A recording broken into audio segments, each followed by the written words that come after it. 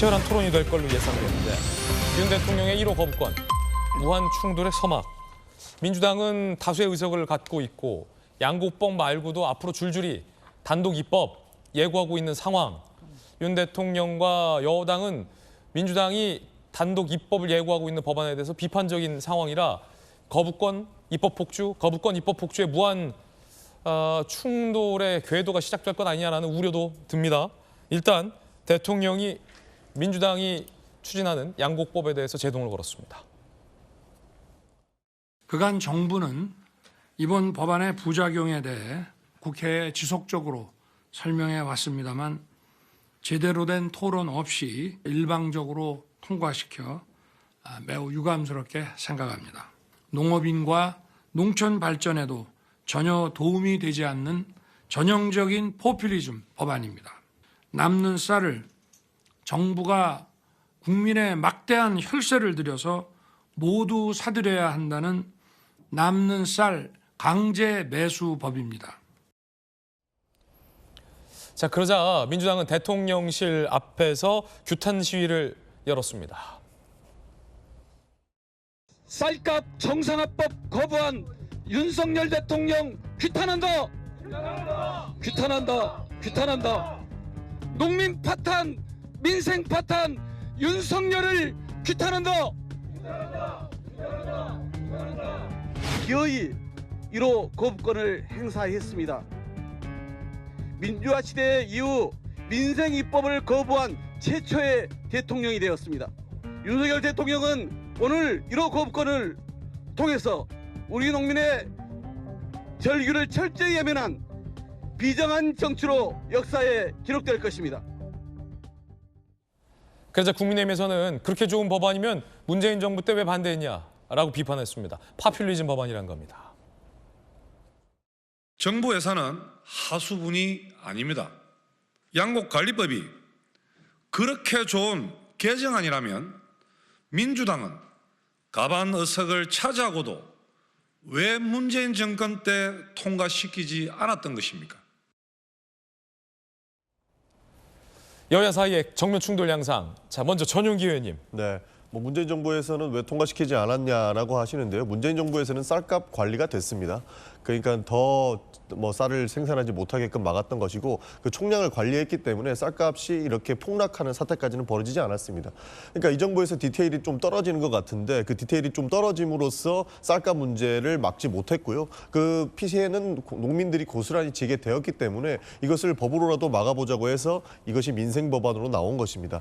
결국에는 이 법안으로서 혹시나 문제가 생기는 점은 없을까 하는 우려사항은 충분히 알겠는데요. 양곡법을 통과시키면서 이것은 국회의장의 중재안까지 받아들인 겁니다. 민주당 초안대로 했다면 더 많은 반발들이 있었을 것이나 이 중재안을 의장이 발의를 했고 그 중재안을 민주당이 받아들였던 것이고 여기서 국민의힘은 정부에서 반대한다 그러니까 안 받았던 겁니다. 이런 측면에서 봤을 때 이것을 크게 거부할 권한은 권한까지는 아니지만 크게 거부할 것까지는 아니었다고 보는데 이렇게까지 대통령께서도 거부권을 행사한 것을 보면은 참으로 좀 안타깝다는 생각이 듭니다. 예. 그러니까 막대한 세금을 들여가지고 왜 이 쌀들을 사들여야 되나 얘기를 하시는데요. 저는 대통령께서는 이 말씀하시면 안 된다고 봅니다. 막대한 세금을 들여가지고 용산 굳이 이전 안 해도 되는 거 이전하시지 않았습니까?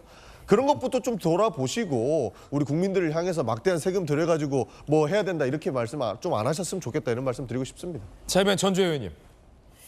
저는 그 21대 국회 들어와서 그 민주당이 다수의 의석을 내세워서 오히려 소수의 의견을 무시하는 이런 법치 유린이 너무나 연일 일어나고 있는데요. 그 중에 또 대표적인 게 이 양곡관리법입니다.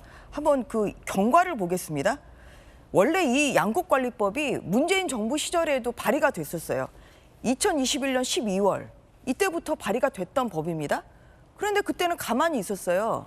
그런데 작년 9월 13일에 이재명 당대표가 민생경제위기대책위원회를 출범을 시키면서 이재명 대표가 양곡관리법 민생 1호 법안이야 이렇게 지정을 한 거예요. 그래서 이재명 표 민생 법안입니다. 이게. 양당 간의 민생 법안이 아니에요. 그래서 이재명 대표가 하명을 하니까 당연히 따라야 되죠. 그래서 그다음에 무슨 일이 있었느냐. 당연히 이 법에 위헌성이 있기 때문에 국민의힘에서는 안건조정위원회를 구성을 했죠. 그랬더니 무슨 사산이 났느냐.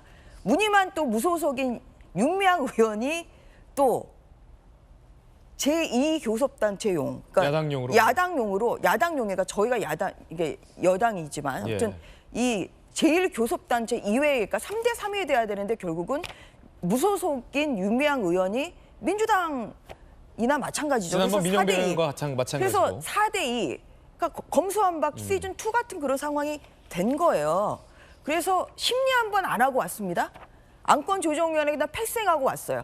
농해 수입 패싱하고 와서 법사위 왔어요. 법사위에서 당연히 이것을 심리를 해야죠. 그런데 이것도 패싱을 하고 그리고 본회의로 간 거예요. 그래서 농해 수입 패싱, 안건 조정위 패싱, 법사위 패싱한 법이 이 양곡관리법입니다. 저는 우리나라가 정말 진정한 법치국가가 되고 자유민주국가가 되기 위해서는 절차적 접근법 굉장히 중요하다고 생각합니다. 그런데 지금 이게 깡그리 무시된 거잖아요. 저는 그런 면에서 이 법의 내용과는 별개로 당연히 대통령께서 거부권 행사한 거는 잘하신 것이다. 할 수밖에 없었다. 여기에 대해서 제동을 걸 수 있는 것은 결국은 대통령 거부밖에 없는 이 현실이 예.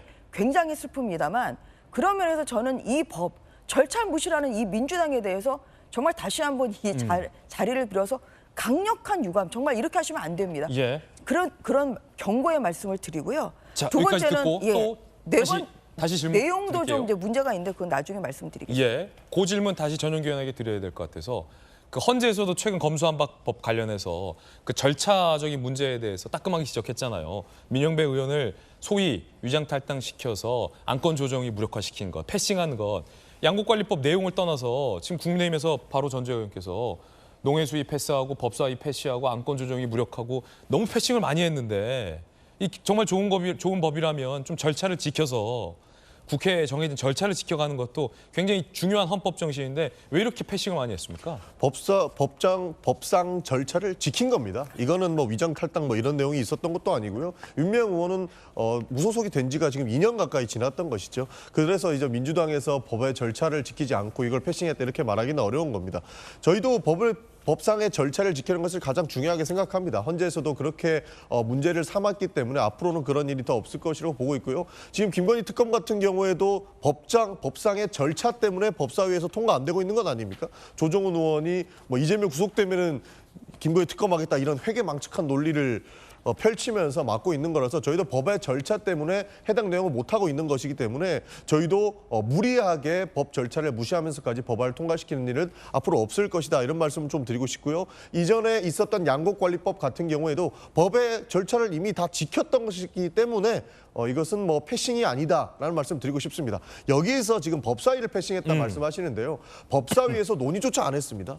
그러니까 김도우 법사위원장께서 양곡관리법이 법사위에 상정이 됐는데 이것은 논의조차 하지 않아서 다시 우리 농해수위로 넘어와서 농해수위에서 투표를 거쳐가지고 본회의에 부의된 것이거든요. 그러니까 법의 절차를 지키라고 국민의힘에서 얘기를 하지만 그 법의 절차를 이용해서 악용해서 이 법 자체를 논의를 하지 않은 법사위원들이 문제가 있는 것이다. 저는 이런 말씀을 드리고 싶습니다. 예.